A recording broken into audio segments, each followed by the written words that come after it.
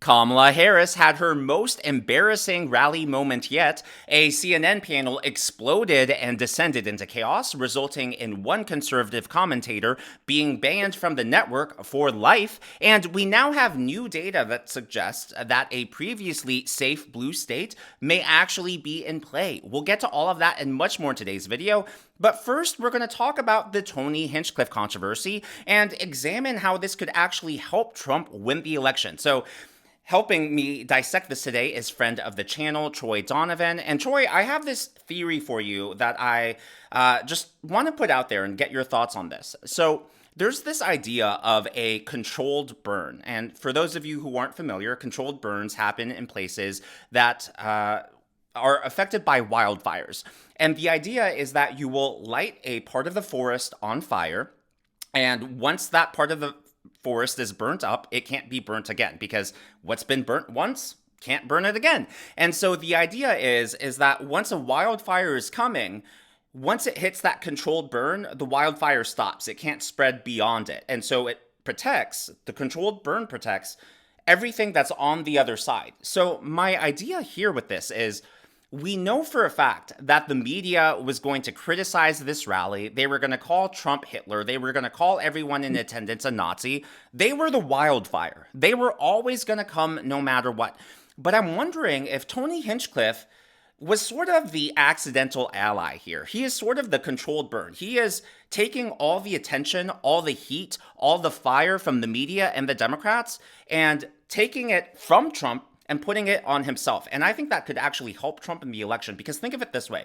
We know the media is calling Trump Hitler. We know they were always going to attack this rally. Let's say Tony Hinchcliffe wasn't there. Let's say there was no controversy with any of the opening speakers. Wouldn't they then put all their focus on Trump? Wouldn't they take something that Trump said, take it out of context, and feature Trump for an entire news cycle? Am I crazy here, or does this make sense?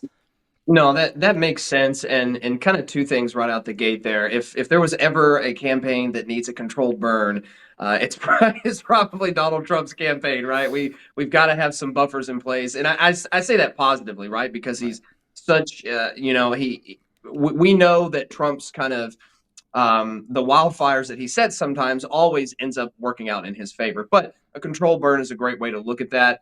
I mean, just this is comedians as a whole, that Tony, I watch a lot of Kill Tony. I don't know if any of the viewers out there watch a lot of Kill Tony, but this was very tame for Tony Hinchcliffe. A controlled burn is a great way to look at it. If we have to spin this, look, I would not have said some of the jokes. I want to make that clear from my opinion. I think some of this stuff, it's just not, it's all about timing. Comedy's all about timing. Maybe not a week out from the election, but yes, a controlled burn is a good way to look at that. Like a tactical lightning rod, really, at stadiums or arenas or whatever. They were always going to come after Trump. Trump can take it, but this is kind of maybe a little blessing in disguise here. Yeah, I think so because wouldn't you rather have the media taking something that a comedian said and running with that rather than them focusing on Trump for an entire news cycle? I think a lot of independents and a lot of undecideds, especially people who are they're just now tuning in. I would like to think that people would be smart enough to see. Wait a minute, I thought they just called him Hitler. Why aren't they tearing him apart? Why are they focusing on a comedian? And I think this actually weakens the Hitler comparisons in a way, don't you think? It absolutely does, and I mean, for like they're always going to try to come after Trump for something. So, like you said, whether it's pulling some type of soundbite or something out of context, it just again shows the desperation. They don't have a whole lot to go on a week out from this Hmm. election. So let's focus on this YouTube made famous comedian who really just took off. I mean, you could almost make the argument in like the last 6 to 9 months is when Kill Tony has really taken off.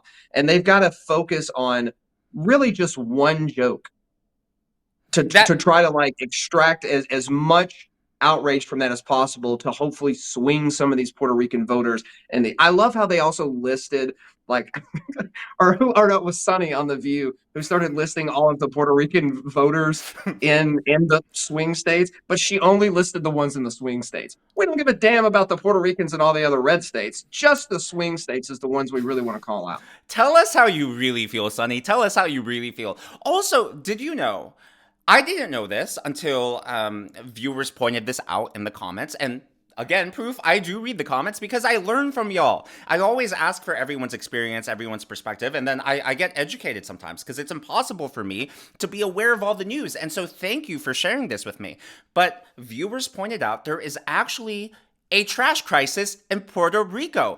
And so here's the thing, and I know you know this, Troy. When it comes to comedy, good comedy, the reason things are funny is they're either subversions of the truth, but a subversion means there has to be some truth there. Something has to be accurate, or else it's not funny. Or you're pushing a boundary, you're pushing a line, or it's completely unexpected. If you do one of those three things, it's going to be funny. And so the truth here is that there actually is a garbage crisis in Puerto Rico. This was written in 2021. So 3 years ago, not even a recent thing. Trash crisis leaves Puerto Rico near the brink. Their landfills are almost at capacity. They're not recycling the way they should be. Their beaches are filled with trash. This is affecting their water supply as trash pollutes the water. Microplastics are seeping into it, affecting not just the water, but also the food supply. Sewage apparently is not being processed properly. So there is a trash problem. And so the joke is rooted in truth. Unfortunately, here's the reality. If a joke has to be explained like that, it's probably not a good joke. If you're going to make a joke at a political rally, especially 1 week out from the election, like you said, you shouldn't expect your audience to be filled in on every single article that's come up on Google News. So again, I don't think like you said, I would not have made the joke. I don't think it was appropriate. I personally would not have greenlit it. Not that I think that the Trump campaign vetted every single speech. I don't think they did. But the reality is it's happened. We have to deal with it. But that's what I think is the state of play right now. Absolutely. And I mean, first of all, and I didn't really know that about Puerto Rico, that's very tragic or it's very unfortunate that some of that stuff is happening there. At the same time, I totally agree with you with if you got to go on the defense and really defend this joke, then it was probably just it just wasn't that funny. It was, I mean, it was clever, sure. It was like a it was like a jab. Tony's really good at crowd work. If you watch Kill Tony, he's a master at crowd work. But if you've got to really explain it, it's probably not that good of a joke to begin with. But yeah, it's all about the timing and Yeah, well, it is about the timing, and unfortunately, the media and the Democrat Party. I feel like if we can't joke about anything anymore, jokes are just part of free speech, and that's why so many people are flocking to the Republican side. So many people are flocking towards the Trump side, and I think what people are tired about is comedians get called out on one side, but they don't get called out on another side. If you say the wrong type of joke, then you're canceled. But you can say any other type of jokes. exactly, and that's and don't even get me started on cancel culture and comedy, but going back to a point that you just made too, with the whole reason why jokes are funny, the whole reason why comedy works is because it's rooted in some form of truth. Bill Maher said this, that's what makes laughter, what makes jokes so important is it's involuntary. You respond to it and you're like, oh, did I just laugh at that? It's probably because there's some truth involved with it. That's why it works. That's why SNL and a lot of left-wing comedy now, especially comedic films that are coming out of Hollywood, are just not hitting like they used to. I still watch some SNL clips. I still watch Hollywood films, but they're just not hitting like they used to, and that's because the audience is sitting out here going, "Yeah, that's clever, but that's not really funny because we know that Trump's not actually Hitler. We know that Trump's not actually starting World War III. All these jokes that they make about the right, we had 4 years of that. So you're still hitting on that same joke, and it's just about not really that funny. But Right. Tony's funny guy. Yeah, and I think that's what happened over at CNN when they had that panel. And I think Oh yeah.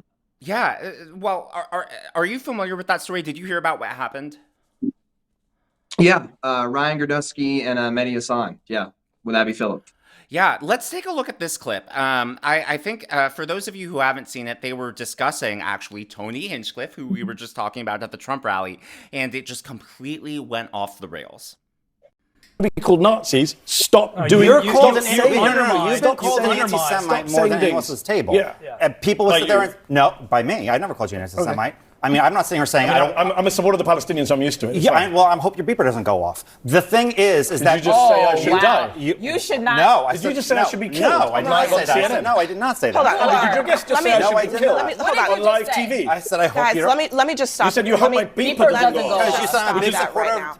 Of the Palestinians. of Hamas. Guys, let me said stop. Palestinians. Are you a supporter Am I of what? Hamas? No, of course I'm not. Palestinians supporting are Hamas. not- Then I Are apologize. you a Ryan. Then I racist, violent apologize. person Then I inciting apologize. violence against me? Ryan. That's disgusting. That is completely. Then I apologize. That Good is job, CNN. completely Let's have first out block of say the pocket. Muslim guy You should know be that. blown Then I up apologize. on Then I TV. apologize. Don't Then I say apologize. then I Wow. apologize. You literally. say I it. thought you said accused Hamas. him. I You didn't think I said No. Hamas. Yes, I I said did. I supported Yes, I did. Palestinian Yes, I rights. did. Why? Because when you hear What's funny Palestinian, is you Rudy hear Hamas. Giuliani said this No, yesterday, because- so you're a great guest to Listen. be here All to right, defend I Rudy told Giuliani. myself Give me I one- wasn't going to give me- entertain give me one nonsense second. today, and so at this point, This is what we're in I now. can't This do is America in Here's what 2024. I will say. Forget the Here's what racism. that's right. It's I should That's die. right.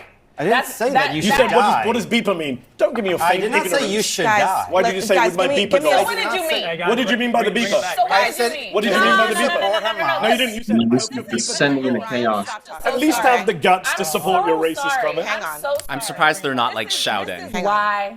This is why yesterday's rally Yeah. was disgusting. Don't call us and Nazis, but I'm going to outrageous. threaten the brown guy as a This is terrorist why. and kill him. Because I didn't ever say Donald Trump was Hitler. But do you know who stood on a stage yesterday and said, I want to come to the Nazi rally? I don't have to make up words and call you something. You're saying it for yourself. And what you just said Kamala right Harris here, is a pimp. apologize, but I will tell you, I don't accept that apology, and you didn't even say it That's to fine. me. I didn't say it that to was you. disgusting. But I can be offended when you don't even say it to That's- me. I'm not Puerto Rican, but I was offended by what he said Okay. yesterday. And I'm offended that the former president and potentially future president would allow it and go for 12 hours and not say, I don't care. Because you know what? When Kamala Harris put out statements about switching up opinions, it wasn't good enough for Republicans. Why are you looking at me? Because you said it. Why don't 'Cause you I'm- take this back? I just want to say the first thing I want to point out as we dissect this clip, I want to point out that immediately Mehdi Hassan was like, are you saying you want to kill me? Are you inciting violence against me? And what Ryan literally said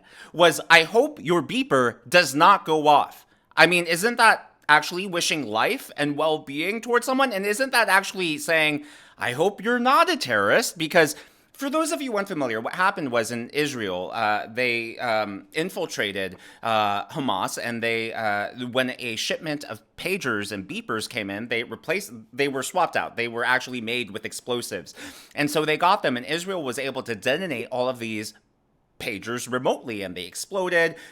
People were killed, injured, disfigured, and so, you know, that's the thing. There are not millions, but thousands of pagers around the world. Not every pager blew up, only the pagers that the terrorists have. And by the way, for those of you who've watched the channel for a while, you know that I have family. My dad was a physician. I come from a family of physicians and healthcare professionals, and they still use pagers because it is one of the frequencies that is still able to go through hospital buildings, even where you don't get cellular service. The beeper, the pager will still work. So, you know, Ryan wasn't actually calling him a terrorist. Was it a joke I would have made? No. But it's been said. And from my perspective, he's actually wishing the guy life, saying, I hope you're not a terrorist. I hope your beeper doesn't go off. Am I misinterpreting that? This, and that's the right initial response. When I first heard it, I was just, again, I just kind of locked up and I was just like, come on. Like, you gotta, I know that was in the Dumb moment. mistakes. That was an Why improv. are we fumbling the ball this late in the Right. game? It's just, think. Exactly. Yeah. We're in the red zone here, and we're throwing some very, very risky passes. But yeah, when you really break it down, it was just an in the moment, untimely, maybe kind of tasteless joke. But it's not the end of the world. Like, they just descended into chaos, and first of all, they're going to run with that, right?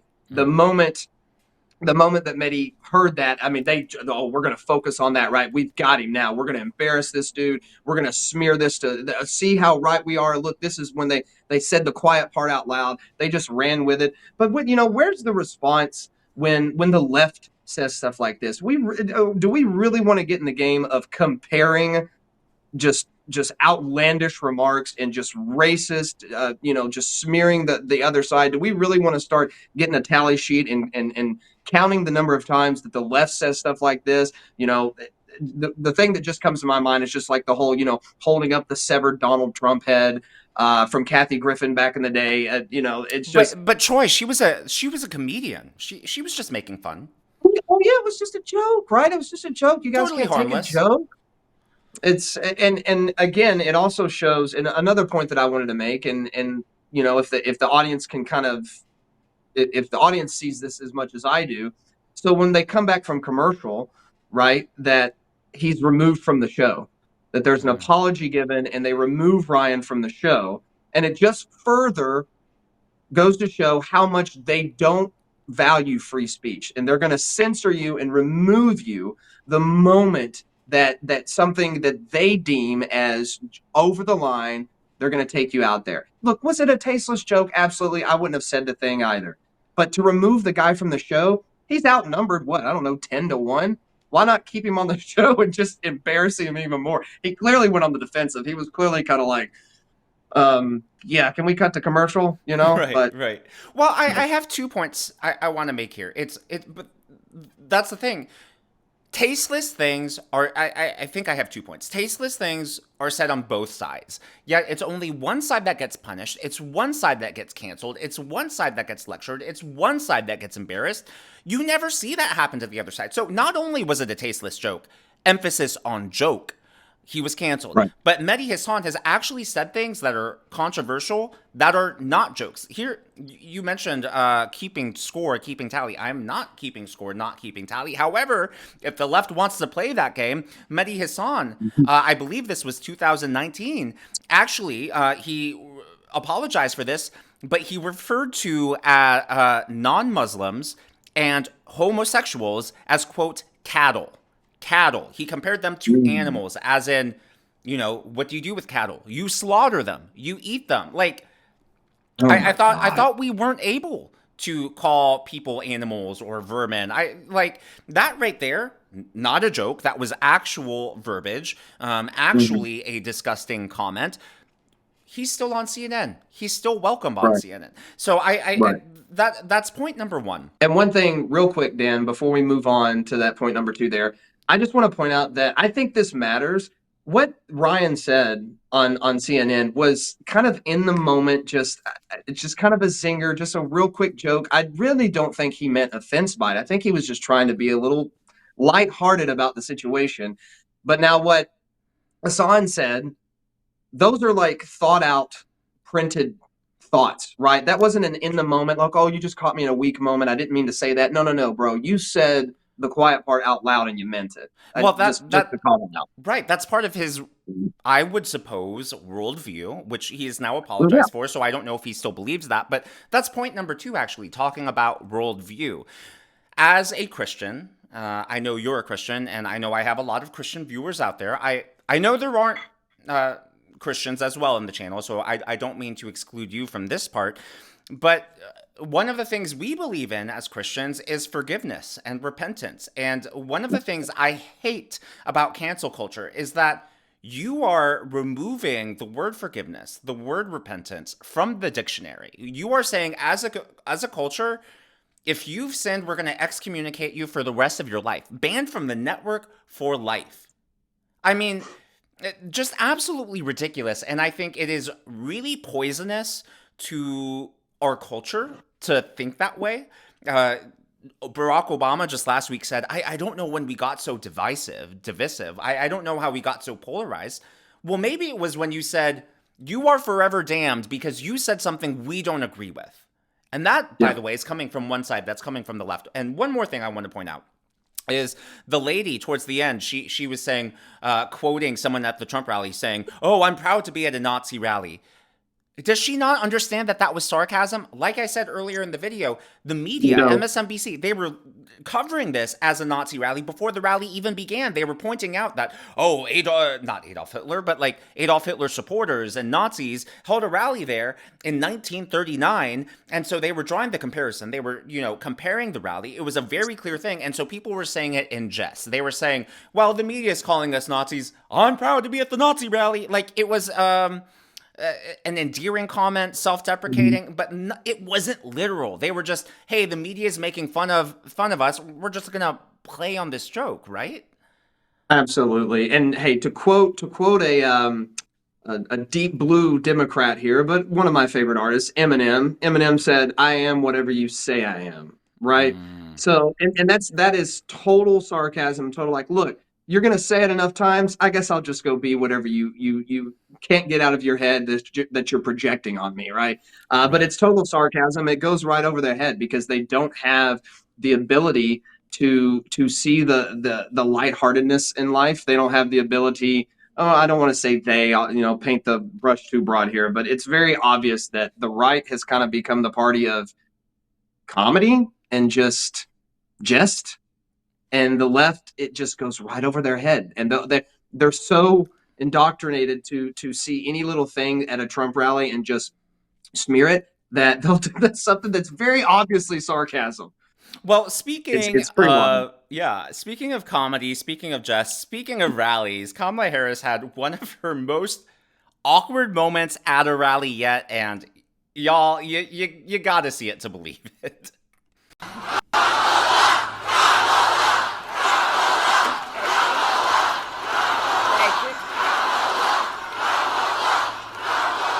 Okay, now I want each of you to shout your own name. Do that. Because it's about all of us. It's about all of us. And listen, I have fought my whole career to put the people first. Just total crickets. She has no idea how to work a crowd. And for those of you, I know there are going to be naysayers, and I know there are going to be the jaded people who say, well, you just edited and spliced that clip together. No, here's the completely just one-shot angle on her face. Still completely silent crowd response, no crowd response at all. Okay, now I want each of you to shout your own name. Do that.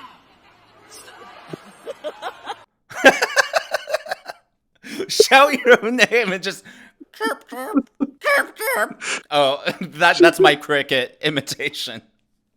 She can't. She cannot do it. That's hilarious. That's the first time I've seen that clip.